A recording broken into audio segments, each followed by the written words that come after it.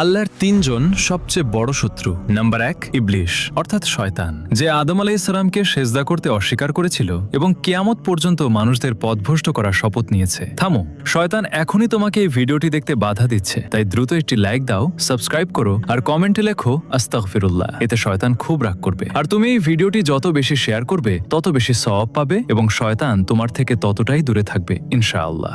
Number 2, তোমার নিজের নফস অর্থাৎ তোমার ভেতরের মন্দ ইচ্ছাগুলো, যা তোমাকে মন্দের দিকে টানে এবং গুনাহের দিকে ঠেলে দেয়। নাম্বার 3, দুনিয়ার মোহ অর্থাৎ যখন মানুষ ধন সম্পদ ও খ্যাতির মোহে খুব বেশি ডুবে যায় এবং আখিরাতের কথা ভুলে যায়। তাই ভাবুন, যদি আপনি এই 3 শত্রুর ওপর বিজয়ী হতে পারেন তবে শয়তান আপনার কোনো ক্ষতি করতে পারবে না এবং জান্নাত আপনার হবে।